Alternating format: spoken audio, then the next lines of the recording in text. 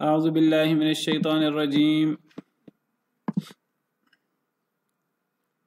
بسم اللہ الرحمن الرحیم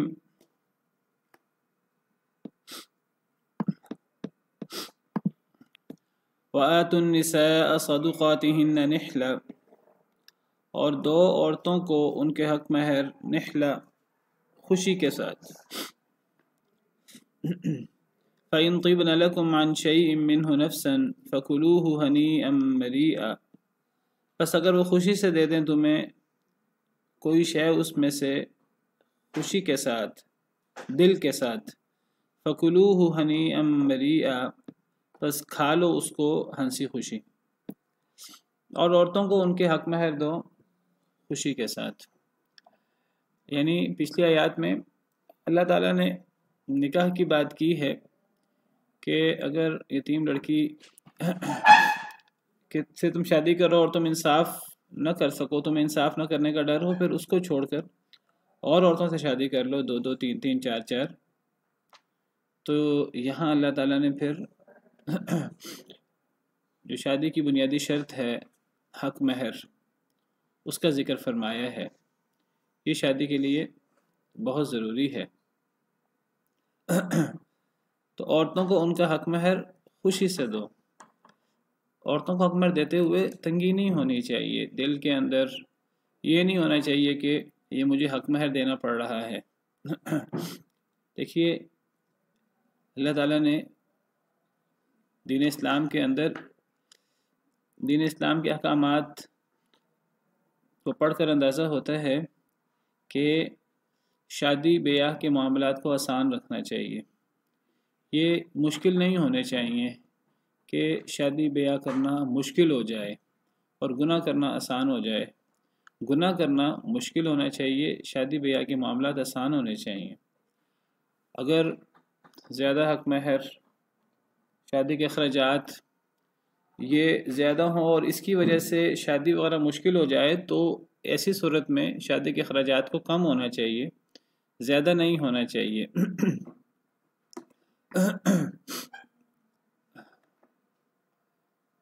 کہ شادی کرنا ہی مشکل ہو جائے۔ عرب علاقوں میں آج کل جو ہے وہ حق مہر وغیرہ کافی زیادہ رکھے جاتے ہیں اسٹیٹس کے لیے۔ لڑکیوں کے گھر والے کافی زیادہ حق مہر مانگتے ہیں۔ تو زیادہ حق مہر مانگنا اور اس کی وجہ سے شادی کا مشکل ہو جانا یہ کوئی پسندیدہ بات نہیں ہے۔ لیکن ہمارے معاشرے میں ہندوانہ رسوم و رواج کی وجہ سے حق مہر اس کو اتنی اہمیت نہیں دی جاتی، بلکہ اس میں وہ لڑکی اور لڑکی کے گھر والوں کو وہ گویا کہ جہیز دینا پڑتا ہے، جو ہندوانہ رسوم و رواج کی وجہ سے کہ جی اب ہم نے جو کچھ مالی ہمارے اوپر حقوق تھے ہم نے ادا کر دیے ہیں، تو اب نہ وراثت ہے نہ دیگر کوئی حقوق ہیں، تو وہ جہیز کا تصور بھی صحیح نہیں ہے۔ تو اس کی وجہ سے حق مہر لوگ نہ ہونے کے برابر رکھتے ہیں، کوشش کرتے ہیں کہ حق مہر نہ رکھا جائے۔ اگر رکھا جائے تو وہ ایک شرعی حق مہر بنایا ہوا ہے 32.5 روپے۔ تو حق مہر کو بوجھ بھی نہیں سمجھنا چاہیے، یعنی ان چیزوں میں افراط تفریط نہیں ہونا چاہیے۔ شادی کے لیے حق مہر بنیادی شرط ہے، اپنی استطاعت کے مطابق ہونا چاہیے، وسعت کے مطابق ہونا چاہیے، معروف کے مطابق۔ کوئی زیادہ دے سکتا ہے زیادہ دے دے۔ قرآن کریم کی بعض آیات سے تو پتہ لگتا ہے کہ اگر کسی نے کسی کو ایک خزانہ بھی بطور حق مہر دیا ہو تو طلاق کے وقت اس کو واپس نہیں لینا چاہیے۔ اسی صورت میں آگے جا کر آ رہا ہے وَإِنْ أَرَدْتُمُ اسْتِبْدَالَ زَوْجٍ مَكَانَ زَوْجٍ وَآتَيْتُمْ إِحْدَاهُنَّ قِنْطَارًا فَلَا تَأْخُذُوا مِنْهُ شَيْئًا۔ اگر تم میاں بیوی میں ناچاکی ہے، تم بیوی کو طلاق دینے کا ارادہ رکھتے ہو، کسی اور عورت سے شادی کرنا چاہتے ہو، اگر تم نے اس کو خزانہ بھی دیا ہو تو تم اسے کچھ بھی واپس نہیں لے سکتے۔ تو معروف کے مطابق، حالات کے مطابق زیادہ حق مہر بھی دیا جا سکتا ہے، اور یہ بھی نہ ہو کہ حق مہر دینا وہ شادی بیاہ کوئی مشکل بنا دے، اتنا زیادہ ہو کہ شادی کرنے مشکل ہو جائے۔ تو یہ افراط تفریط نہیں ہونی چاہیے۔ نبی کریم صلی اللہ علیہ وسلم نے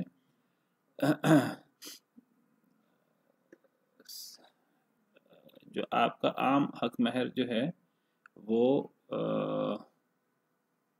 12.5 اوقیہ جو ہے وہ آپ نے دیا اپنی بیویوں کو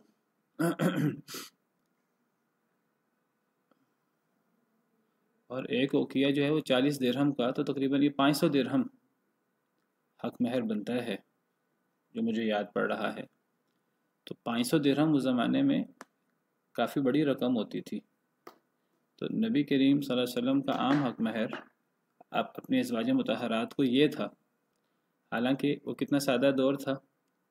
تو نہ تو اتنا زیادہ حق مہر ہو کہ وہ مشکل ہو جائے، شادی کرنا ہی مشکل ہو جائے، اور نہ ہی بالکل ہی اس کو ہلکا رکھا جائے، باقی ہلکا بھی ہو سکتا ہے اگر استطاعت نہیں ہے۔ یہ نہ ہو کہ حق مہر نہ دینے کی وجہ سے کوئی بندہ شادی نہ کر سکے۔ آپ نے تو یہاں تک فرمایا، ایک صحابی ان کے پاس حق مہر دینے کو کچھ نہیں تھا، آپ نے فرمایا جاؤ جا کر لوہے کی کوئی انگوٹھی ہی تلاش کر لو۔ صحیح بخاری کی حدیث ہے، التمس ولو خاتما من حدید۔ انہوں نے انگوٹھی تلاش کی، ان کو انگوٹھی بھی نہیں ملی۔ آپ نے فرمایا کچھ قرآن یاد ہے؟ تو عرض کرنے لگے یہ قرآن یاد ہے۔ آپ نے فرمایا قرآن سکھا دینا، یہی تمہارا حق مہر ہوگا۔ تو حق مہر کی کوئی حد بندی نہیں ہے، یہ معروف کے مطابق ہے، نہ ہی اس کو بالکل ہی غیر اہم سمجھ کے، یعنی آنے والی عورت بیوی اس کی پرواہ ہی نہ کی جائے۔ یہ نکاح کے لیے بنیادی شرط ہے، اس کا تحفہ ہے، یہ کوئی عوض نہیں ہے کیونکہ بیوی کو خریدا نہیں جاتا، نہ کسی عضو کو خریدا جاتا۔ بعض لوگوں نے جو شرعی حق مہر رکھا ہے وہ انہوں نے کوئی عضو کی قیمت وغیرہ جس دور میں رکھا گیا، تو یہ بڑا عجیب تصور ہے کہ نہ کسی عضو کی قیمت ہے اور نہ یہ عورت کی قیمت ہے، قیمت تو دی نہیں جا سکتی۔ تو اچھا تحفہ تو دینا چاہیے، کم از کم اپنی خوشی کا اظہار تو کرنا چاہیے، اور اس کو بوجھ دل کے ساتھ نہیں دینا چاہیے، اس کو ایک چٹی سمجھ کے نہیں دینا چاہیے۔ کوئی انسان اپنے رشتہ دار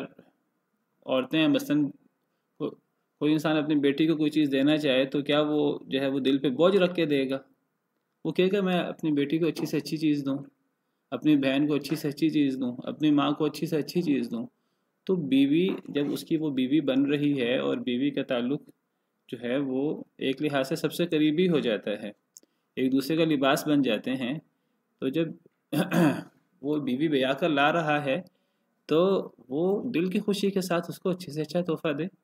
ہاں وہ میں بتا چکا ہوں کہ وہ اتنا نہ ہو کہ اس کے لیے بوجھ بن جائے، وہ معروف کے مطابق ہونا چاہیے، لیکن وہ دل کی خوشی سے ادا ہونا چاہیے، بوجھ سمجھ کر نہیں ہونا چاہیے۔ ہندوانہ رسوم و رواج کی وجہ سے ایک تو ہمارے ہاں یہ حق مہر یہ چیزیں کم ہو گئیں اور اس کی جگہ جہیز آ گیا، اور دوسرا یہ نکاح وغیرہ کے معاملات کو نا ایک کھینچا تانی کی کسی کیفیت ہوتی ہے، عجیب و غریب جو ہے وہ تصورات۔ بعض دفعہ وہ سہیلیاں جو ہیں وہ سمجھائیں گی لڑکی کو کیسے اپنے آپ کو بچانے کی کوشش کرنی ہے، لوگ جو ہیں وہ یہ سمجھانے کی کوشش کرتے ہیں کہ کس طرح ان کو اپنے اوپر حاوی نہیں ہونے دینا، لڑکے والے یہ سمجھاتے ہیں کس طرح لڑکی والوں کو اپنے اوپر حاوی نہیں ہونے دینا۔ پتہ نہیں کیا کیا پٹیاں پڑھائی جاتی ہیں اور کیا کیا چیزیں سکھائی جاتی ہیں، جیسے کوئی غیروں کے ساتھ، اور اللہ معاف کرے کوئی دشمنوں کے ساتھ کوئی معاملات کرنے لگے۔ دو خاندان، لڑکا لڑکی ایک ہوں گے، دو خاندان ایک ہوں گے، اور یہ نکاح کے ذریعے تو محبتیں بڑھتی ہیں اور اتنا ایسا رشتہ قرار پاتا ہے جو اللہ کے حکم سے، اللہ کے نام کے ساتھ، اللہ کے کلمے کے ساتھ ایک رشتہ جو ہے وہ تشکیل پاتا ہے، تو بڑا بابرکت رشتہ ہے، اور اس رشتے کی وجہ سے محبتیں پیدا ہوتی ہیں میاں بیوی کے درمیان، دو خاندانوں کے درمیان۔ لیکن وہ اس کو ایک ایسا لین دین بنا دینا، اور وہ ہمارے اوپر حاوی نہ ہو جائیں، ہماری ہیٹھی نہ ہو جائے، یہ نہ ہو جائے، وہ نہ ہو جائے، یہ لین دین کے اتنے مسائل ہی نہیں ہونے چاہیے، لیکن ہمارے ہاں یہ بہت بڑے مسائل بن چکے ہیں۔ زیادہ دے دیا تو وہ چڑھ جائیں گے، ان کو تھوڑا سا دبا کر رکھنا چاہیے، کم دینا چاہیے۔ تو اگر آپ کو استطاعت زیادہ ہے تو آپ زیادہ دیں، دل کی خوشی سے دیں۔ عورتوں کو ان کے حق مہر خوشی سے دو۔ بعض مفسرین نے نحلہ کا معنی فریضہ کیا ہے، یعنی اس کو ایک فرض سمجھ کر جو ہے وہ ادا کرنا چاہیے۔ حدیث مبارکہ ہے کہ سب سے اہم شرط نکاح کی وہ حق مہر ہے۔ فَإِن طِبْنَ لَكُمْ عَنْ شَيْءٍ مِّنْهُ نَفْسًا، بس اگر وہ خوشی سے دیں تمہارے لیے کوئی شے اس سے، نفساً دل کی خوشی سے، فَكُلُوهُ هَنِيًّا مَرِيًّا، تو تم کھا لو اسے ہنسی خوشی۔ یعنی اگر شوہر نے نکاح کے وقت حق مہر دے دیا ہے، دل کی خوشی سے دینا چاہیے، بوجھ سمجھ کے نہیں دینا چاہیے۔ اگر دے دیا ہے تو ٹھیک ہے، اگر وہ دیا ہوا بیوی کے پاس پڑا ہوا ہے، کبھی شوہر کو ضرورت محسوس ہو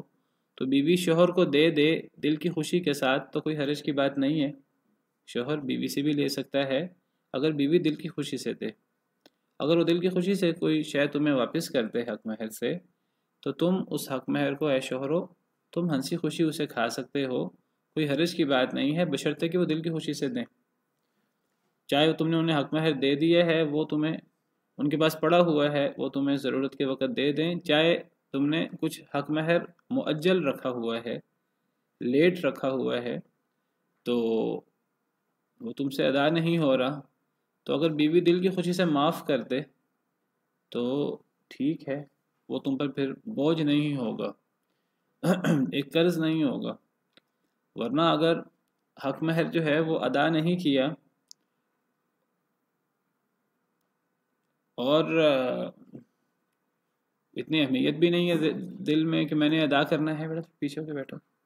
اتنی دل میں اہمیت بھی نہیں ہے کہ میں نے ادا کرنا ہے اہمیت کے ساتھ، موجود بھی ہے تب بھی کچھ لوگ پرواہ نہیں کرتے، نہیں، فرمایا ایک تو حق مہر دینا ہے اور ضرور دینا ہے، ایک فریضہ سمجھ کے دینا ہے، دل کی خوشی سے دینا ہے۔ اگر کوئی دل کی خوشی سے دے تو وہ اس کو استعمال کیا جا سکتا ہے، جبراً بیوی سے نہیں لیا جا سکتا۔ دیکھیے بیوی جو ہے وہ مرد قوام ہوتا ہے، ذمہ دار ہوتا ہے، بیوی تابع ہوتی ہے، تو کئی دفعہ بیوی جو ہے وہ مرد کی زبردستی کرنے پر وہ حق مہر مجبوراً چھوڑتی ہے، یا کئی دفعہ مرد جو ہے وہ زبان سے زبردستی، زبان سے نہیں کہتا کہ مجھے معاف کر دو حق مہر، زبان سے جبر نہیں کرتا، لیکن وہ اپنے رویے سے جبر کرتا ہے، یا مرد منہ سے کچھ نہیں کہتا لیکن بیوی کو پتہ ہے اگر میں حق مہر معاف نہیں کروں گی یا میں اپنا حق مہر اسے نہیں دوں گی تو یہ مجھ سے ناراض ہو جائے گا یا اس کا خاندان مجھ سے ناراض ہو جائے گا، تو بیوی اگر معاشرتی دباؤ کی وجہ سے، چاہے شوہر زبان سے نہ بھی کہے، تو اگر بیوی وہ حق مہر واپس کرے یا حق مہر جو ابھی ادا نہیں ہوا وہ معاف کرے، تو اس کو شوہر نہیں کھا سکتا، وہ شوہر کے لیے جائز نہیں ہوتا۔ شوہر کے لیے وہ حق مہر کب جائز ہے؟ اگر بیوی دے دے، حق مہر دیا ہوا یا معاف کرے، وہ اللہ تعالیٰ نے یہاں تاکید کے ساتھ فرمایا ہے۔ ایک تو فَإِن طِبْنَ لَكُمْ، طِبْنَ طابہ سے ہے، پیچھے ہم نے طابہ پڑھا، بس اگر وہ خوشی سے دیں تمہیں کوئی شے، منہ اس سے، نفسن، نفسن کا تعلق بھی دل کے ساتھ، دل کی خوشی سے، تو تکرار کے ساتھ، تاکید کے ساتھ فرمایا ہے کہ دل کی خوشی سے اگر دیں، کوئی کسی قسم کا نہ زبانی جبر ہو ان پر، نہ منہ سے نہ کہا ہو لیکن ایک معاشرتی دباؤ ہو، ایک کہے بغیر بھی ایک جبر ہوتا ہے، تو ایسی بات نہ ہو۔ اگر جبر کی روشنی میں اس نے دیا ہے یا اس نے معاف کیا ہے تو وہ معاف کرنا نہیں ہوتا۔ یہ ایسے ہی ہے جیسے کہ آپ اس کی مثال ایسے سمجھیں کہ کسی نے کسی کو قرض دے دیا، اب اگلا بندہ قرض واپس نہیں کر رہا اور وہ بدماش ہے یا وہ ہنڈا ٹائپ ہے یا اس کے بدماشوں کے ساتھ تعلقات ہیں، اب ایک شریف آدمی کہتا ہے کہ میں نے قرض واپس مانگنا ہے، قرض واپس مانگوں گا تو یہ مجھے نقصان نہ پہنچا دے، یہ نہ کر دے، یہ نہ کر دے، تو ایک بندہ کہتا رہتا ہے بار بار، نہیں اس کو دیتا تو خاموش کر جاتا ہے ایک بندہ، تو خاموش ہونے کا مطلب یہ نہیں ہے کہ اس نے معاف کر دیا ہے، یا اگر بندہ جبراً اس سے کہلوا دیتا ہے کہ بھئی میں تمہیں قرض نہیں دوں گا، تم معاف کر دو، یہ کر دو، وہ کر دو، نہیں معاف کرو گے تو وہ اس کو دھمکی دیتا ہے، تو اگر ایک بندہ دھمکی کی وجہ سے وہ چھوڑ دے تو معاف کر دے، تو وہ معاف کرنے سے معاف تو نہیں ہوگا، وہ تو پھر وہی جس طرح کل حدیث مبارکہ بیان کی تھی مفلس والی، وہ تو پھر قیامت کے دن نیکیوں کی صورت میں یا اس کے گناہ اس کے اوپر پڑیں گے ولیعاذ باللہ۔ تو یہ بیوی کے حق مہر بہت ضروری چیز ہے، اور یہ دل کی خوشی سے بیوی کو ادا کرنا چاہیے، اور جتنی جلدی ہو سکے ادا کرنا چاہیے۔ یہ نہیں کہتا کہ نکاح کے ساتھ ہی ضروری ہے، لیٹ ہو سکتا ہے، اجازت ہے لیٹ کرنے کی، لیکن لیٹ کرنے کا مطلب یہ نہیں ہے کہ ادا نہ کرنے کی نہیں ہے۔ تو اگر دے دیا ہے تو اس کو واپس نہیں لینا چاہیے، اگر کچھ معجل ہے تو اس کو معاف کرانے کی بلا وجہ کوشش نہیں ہونی چاہیے۔ باقی اگر بیوی خوشی سے دے دے تو پھر ایک الگ بات ہے۔ وَلَا تُؤْتُوا السُّفَهَاءَ أَمْوَالَكُمُ الَّتِي جَعَلَ اللَّهُ لَكُمْ قِيَامًا وَارْزُقُوهُمْ فِيهَا وَاكْسُوهُمْ وَقُولُوا لَهُمْ قَوْلًا مَعْرُوفًا، اور نہ تم دو السفہاء بے وقوفوں کو، اموالکم اپنے مال، التی جعل اللہ لکم وہ کہ بنایا اللہ نے، لکم تمہارے لیے، قیامًا قیام کا باعث، تمہاری گزر بسر جس پر ہوتی ہے، اللہ نے اس مال کو تمہارے لیے گزران کا باعث بنایا ہے، تو وہ مال بے وقوفوں کو نہ دو۔ وَارْزُقُوهُمْ فِيهَا اور رزق دو انہیں اس میں، وَاكْسُوهُمْ اور پہناؤ انہیں یعنی اس میں سے، وَقُولُوا لَهُمْ قَوْلًا مَعْرُوفًا اور کہو ان سے اچھی بات۔ اللہ تعالیٰ فرما رہے ہیں کہ تم بے وقوفوں کو اپنے وہ مال نہ دو کہ جنہیں اللہ نے تمہارے لیے گزران کا باعث بنایا ہے۔ کیا مراد ہے یہاں بے وقوفوں کو اپنا مال نہ دو؟ بعض مفسرین کہتے ہیں اس سے مراد یہ ہے کہ اگر ایک انسان کے پاس مال ہے تو اس کے پاس جائیداد ہے، وہ اپنی جائیداد جو ہے وہ اپنی زندگی میں اس کو استعمال کرے، خود یہ نہ کرے کہ خود استعمال کرنے کی بجائے وہ بیوی کو دے دے، عورتوں کو دے دے، یا بیٹوں کو دے دے، چھوٹے بچوں کو دے دے، بیوی کو دے دے، حالانکہ اس کو خود مال کی ضرورت ہے۔ وہ یہ کہے کہ نہیں میں اپنی بیوی کو دے دیتا ہوں یا اپنے بچوں کو، اولاد کو دے دیتا ہوں، سارا مال ہی دے دے اپنی زندگی میں، تو وہ کہے کہ یہ میرا دھیان رکھ لیں گے، تو اللہ نے اسے منع فرمایا ہے۔ تو فرمایا کہ بے وقوفوں کو اپنے مال نہ دو کہ جنہیں اللہ تعالیٰ نے تمہارے لیے گزران کا باعث بنایا ہے۔ تو بعض مفسرین نے یہاں بے وقوفوں سے مراد عورتیں یا بچے مراد دیے ہیں، کہ اپنا مال اپنی عورتوں کو، بیوی کو، بیٹیوں کو یا بیٹوں کو، بچوں کو نہ دو، اللہ نے اس مال کو تمہارے لیے گزران کا باعث بنایا ہے، تو تمہیں وہ مال، اگر تمہیں اس کی ضرورت ہے تو تم وہ مال اپنے پاس رکھو۔ بعض لوگ اپنی زندگی میں کیا کرتے ہیں کہ سارا مال ہی وہ بیوی کو یا بچوں کو دے دیتے ہیں یا ان کا نام لگا دیتے ہیں۔ تو صورتحال تو یہ ہے کہ اگر بچوں نے وراثت لینی بھی ہوتی ہے تو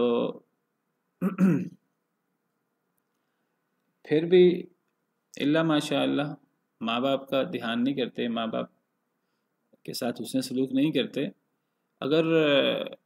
ان کو پتہ ہوتا کہ ماں باپ سے وراثت ملنی ہے، ان کے فوت ہونے کے بعد وراثت ملنی ہے، اگر زندگی میں ہی ان کو ہبہ کر دیا جائے، ان کو مال دے دیا جائے، تو ایسے بھی ہیں اللہ معاف کرے کہ وہ بالکل بھی دھیان نہیں کرتے، پھر ماں باپ کو ضرورت بھی ہوتی ہے پھر بھی وہ بچے دھیان نہیں کرتے۔ تو اللہ تعالیٰ فرماتے ہیں کہ اللہ نے جس مال کو تمہارے لیے گزر بسر کا ذریعہ بنایا ہے وہ مال بے وقوفوں کو نہ دو، اس مال کو اپنے پاس ہی رکھو۔ انسان سارا مال ہی نہ دے دے، اگر انسان نے دینا بھی ہے تو کچھ مال دے، اور پھر وہ کم از کم جو چھوٹے ہیں ان کو نہ دے، جب اتنی عمر ہو کہ وہ بالغ ہوں، وہ کاروبار وغیرہ کر سکتے ہوں، پھر انسان دے، اگر دینا ہے، اگر بچوں کو دے گا تو پھر وہ برابر دے گا، برابری شرط ہے ہبہ کرتے ہوئے۔ فرمایا ورزقوہم فیہا، انہیں کھلاؤ اس میں سے، وکسوہم، اور انہیں پہناؤ اس میں سے، وقولوا لہم قولا معروفا، انہیں اچھی بات کہو، انہیں اپنے مال میں سے انہیں کھلاؤ بھی، انہیں پہناؤ بھی، اور ان سے اچھی بات بھی کہو، لیکن انہیں سارا مال ہی نہ دے دو، یا کچھ مال بھی نہ دو اگر وہ بے وقوف ہیں تو۔ بعض مفسرین نے یہاں یتیم مراد لیے ہیں کہ جن یتیموں کا مال تمہارے پاس ہے تو ان یتیموں کو اگر وہ بے وقوف ہیں تو چھوٹی عمر میں بلوغت سے پہلے یا لڑکیوں کو شادی سے پہلے ان کا مال نہ دیا جائے، جیسے اگلی آیت میں آ رہا ہے۔ اور بعض مفسرین نے یہاں سے عورتیں اور بچے مراد لیے ہیں۔ وَابْتَلُوا الْيَتَامَى حَتَّى إِذَا بَلَغُوا النِّكَاحَ، اور آزماؤ یتیموں کو حتیٰ کہ وہ نکاح کی عمر کو پہنچ جائیں، بالغ ہو جائیں۔ فَإِنْ آنَسْتُم مِّنْهُمْ رُشْدًا، بس اگر تم پاؤ ان میں رشدن، عقل مندی، رشد، فَادْفَعُوا إِلَيْهِمْ أَمْوَالَهُمْ، تو حوالے کر دو ان کی طرف ان کے مال۔ تو اگر تمہارے پاس یتیموں کا مال ہے، تم یتیم کی کفالت کر رہے ہو، تو پھر یتیم کو اس کا مال چھوٹی عمر میں نہ دو، بے وقوفی کی عمر میں نہ دو۔ بعض مفسرین نے یہی جو حکم یہاں موجود ہے پچھلی آیت سے بھی یہی مراد لیا ہے۔ بعض مفسرین نے پچھلی آیت کو عورتوں اور اپنی بیوی یا بچوں کو مال دینا مراد لیا ہے جب وہ اس مال کا صحیح استعمال نہ کر سکیں۔ تو یتیموں کو ان کا مال، یتیموں کو آزماؤ حتیٰ کہ وہ نکاح کی عمر کو پہنچ جائیں، یعنی بلوغت سے پہلے یتیموں کو ان کا مال نہ دو۔ بلوغت کے وقت، بلوغت تک اکثر بچے جب بالغ ہوتے ہیں تو اس وقت وہ رشد کی اور عقل مندی کی عمر کو پہنچ جاتے ہیں۔ کئی ایسے بھی ہیں جو بلوغت کی عمر میں بھی وہ عقل مندی کو نہیں پہنچتے، وہ رشد کی عمر کو نہیں پہنچتے، اگر ان کو مال دیا جائے تو وہ مال ضائع کر بیٹھیں۔ اس لیے اللہ تعالیٰ نے نکاح کی بات کی ہے، نکاح کے بعد اللہ تعالیٰ نے مزید عقل مندی اور رشد کی بات کی ہے۔ فَإِنْ آنَسْتُم مِّنْهُمْ رُشْدًا، پس اگر تم پاؤ ان میں رشد یا عقل مندی، فَادْفَعُوا إِلَيْهِمْ أَمْوَالَهُمْ، تو پھر ان کی طرف ان کے مال ان کے حوالے کرو۔ تو بلوغت کے ساتھ، اور اگر بچہ بالغ ہو اور ساتھ جو ہے وہ عقل مند بھی ہو جائے، تب پھر اس کو اس کا مال جو ہے وہ دے دینا چاہیے۔ تو بلوغت کی عمر کیا ہے اور بلوغت کیسے ہوتی ہے اور کوئی بچہ بڑا کب ہوتا ہے، تو بلوغت کا تعلق یا تو احتلام کے ساتھ ہے یا پھر اس کا تعلق جو ہے وہ جیسا نبی صلی اللہ علیہ وسلم کی حدیث ہے، لا یتم بعد احتلام، احتلام کے بعد پھر یتیمی باقی نہیں رہتی۔ اور یا پھر بلوغت جو ہے اس کا تعلق زیر ناف بال آ جانے سے ہے۔ بنو قریظہ کے ساتھ جنگ احزاب، غزوہ احزاب کے بعد آپ کو پتہ ہے بنو قریظہ ان کا محاصرہ کیا گیا، انہوں نے دھوکہ دہی کی تھی، وعدہ خلافی کی تھی، تو پھر ان کا محاصرہ کیا گیا۔ تو انہوں نے کہا کہ ہمارے بارے میں حضرت سعد بن معاذ جو فیصلہ کریں گے تو ہم وہ فیصلہ قبول کریں گے۔ وہ سعد بن معاذ جاہلیت میں، اسلام آنے سے پہلے ان کے حلیف تھے۔ حضرت سعد بن معاذ نے فیصلہ کیا تھا کہ جو ان کے لڑنے والے لوگ ہیں انہیں قتل کر دیا جائے، عورتوں کو چھوڑ دیا جائے، بچوں کو چھوڑ دیا جائے، انہیں غلام لونڈی بنا لیا جائے، اور جو ان کے لڑنے والے لوگ ہیں انہیں قتل کر دیا جائے۔ پھر نبی صلی اللہ علیہ وسلم نے حکم دیا تھا کہ جو بڑی عمر کے ہیں ان کو قتل کر دیا جائے، اور جن کے بارے میں شک ہے کہ یہ بالغ ہیں کہ بالغ نہیں ہیں، چھوٹی عمر کے ہیں، تو زیر ناف بال چیک کر لیے جائیں۔ اگر زیر ناف بال آئے ہوئے ہیں تو پھر وہ گویا کہ بالغ ہیں، انہیں بھی قتل کر دیا جائے، اور جن کے نہیں ہیں تو انہیں چھوڑ دیا جائے۔ تو یہ بھی بلوغت کی ایک علامت ہے، زیر ناف بال آنا، بالوں کے نیچے بال آنا۔ اور تیسری علامت جو ہے وہ عمر ہے، 15 سال کی عمر۔ تو ان 3 نشانیوں میں سے کوئی بھی نشانی ہو جائے، اور عورتوں میں حیض کا خون ہے، تو بہرحال تو مزید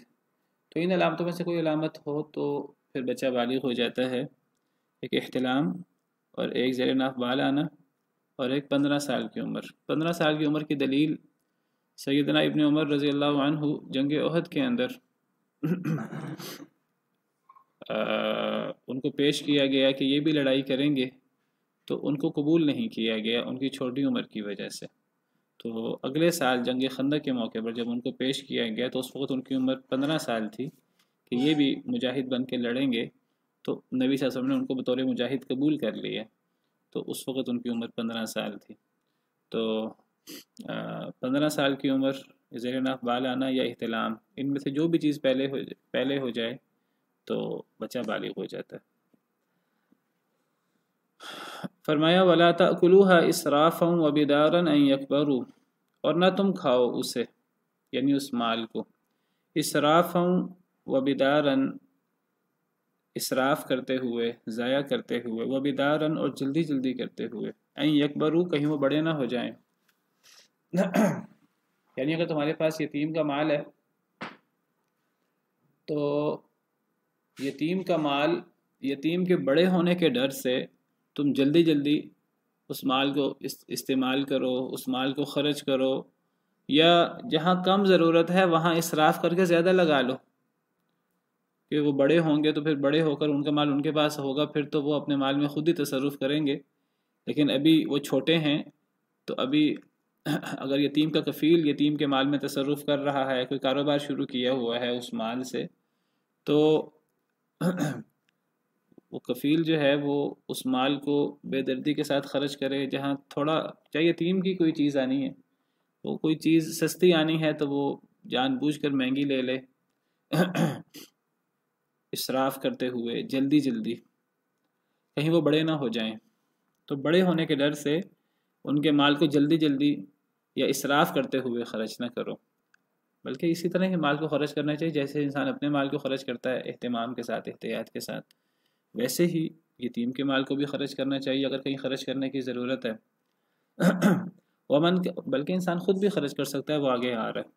ومن كان غنيا فليستعفف ومن كان فقيرا فليأكل بالمعروف، جو شخص غنی ہے بس چاہیے کہ وہ تو بچے، یعنی وہ یتیم کے مال کو اپنے اوپر استعمال کرنے سے بچے، یتیم کے مال کو اپنے ذاتی استعمال میں نہ لائے، جو غنی ہے وہ تو بچے۔ ومن كان فقيرا، اور جو ہے فقیر محتاج، فليأكل بالمعروف، بس چاہیے کہ وہ کھا لے معروف طریقے سے، یعنی اگر کوئی شخص یتیم کی کفالت کر رہا ہے اور یتیم کا مال موجود ہے، اب یتیم کی کفالت کرتے ہوئے وہ کہتا ہے میں یتیم کی کفالت کر رہا ہوں، تو یتیم کی کفالت کرتے ہوئے اگر وہ خود محتاج ہے، اس کو کبھی ضرورت ہو تو وہ ضرورت کے مطابق یتیم کے مال سے اس لیے لے سکتا ہے کہ وہ بھی تو یتیم کی کفالت کر رہا ہے، وہ اس طور پہ یتیم کے مال سے لے سکتا ہے اگر وہ فقیر ہے، اگر وہ محتاج ہے تو۔ اگر وہ محتاج نہیں ہے، اس کے پاس اپنا مال موجود ہے، پھر اسے یتیم کی کفالت کے معاوضے کے طور پر یتیم کے مال سے کچھ نہیں لینا چاہیے۔ فَإِذَا دَفَعْتُمْ إِلَيْهِمْ أَمْوَالَهُمْ فَأَشْهِدُوا عَلَيْهِمْ، بس جب تم حوالے کر دو ان کی طرف ان کا مال، فَأَشْهِدُوا عَلَيْهِمْ، تو اس پر گواہ مقرر کر لو، یعنی یہ معاملات بڑے صاف شفاف طریقے سے ہونے چاہیے، تاکہ یہ نہ ہو کہ بعد میں کسی کو اعتراض ہو کہ بلا وجہ کا شک و شبہ پیدا ہو جائے۔ اگر انسان کا ذہن صاف بھی ہے، انسان کے معاملات صاف بھی ہیں، اس کے باوجود انسان کو گواہ مقرر کرنے چاہیے، لکھت پڑھت کے ساتھ سارا معاملہ کرنا چاہیے، تاکہ بلا وجہ اس کے اوپر اعتراض نہ ہو، بعد میں کوئی اعتراض نہ کر دے۔ دیکھیے بعض دفعہ ایک انسان خود اعتراض نہیں کرتا، دوسرے جو ہیں وہ کہتے ہیں کہ اس نے تمہیں مال کم دیے ہے، اس نے تمہیں ردی مال دیے ہے، تمہارا مال زیادہ تھا، اس نے تمہیں اس کے مقابلے میں کم مال دیے ہے۔ تو یہ معاملات بڑے نیٹ اینڈ کلین، بڑے صاف شفاف ہونے چاہیے،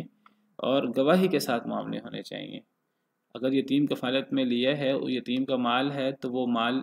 اس کی لکھت پڑھت کی جائے، گواہ مقرر کر لیے جائیں، اور جب مال یتیم کی بلوغت کے بعد، یتیم کے عقل مند ہونے کے بعد، رشد کے بعد، سن رشد کے بعد اس کے حوالے کیا جائے، تو اس وقت بھی جو ہے وہ لکھت پڑھت کے ساتھ اور جو ہے وہ گواہی کے ساتھ، تاکہ کسی قسم کا شک و شبہ نہ ہو۔ وَكَفَى بِاللَّهِ حَسِيبًا، اور کافی ہے اللہ تعالیٰ حساب لینے والا۔ یہ جو لکھت پڑھت کے معاملات ہیں، یہ جو گواہی کے معاملات ہیں، یہ تو ظاہری معاملات ہیں، کئی لوگ جو ہیں وہ لکھت پڑھت کے ساتھ اور گواہوں کے ساتھ بھی گڑبڑ کر لیتے ہیں. تو یہ تو ظاہری معاملات ہیں، اللہ کو تو دل کے معاملات کا پتہ ہے، اللہ کو تو اندر تک کا پتہ ہے. تو لکھت پڑھت کے ظاہری معاملات ہیں، گواہی وغیرہ کے ظاہری معاملات بھی کرو اور اللہ سے بھی ڈرو، جو اللہ سینے کے بھیدوں سے بھی واقف ہے. اللہ کافی ہے حساب لینے والا. اگر تم گواہ نہیں مقرر کرو گے یا تم گواہ مقرر کرنے کے بعد بھی اندر کھاتے گڑبڑ کر لو گے تو اللہ کو تو ہر چیز کا پتہ ہی ہے. والعیاذ باللہ. سبحان ربک رب العزت عما یصفون وسلام علی المرسلین والحمد للہ رب العالمین.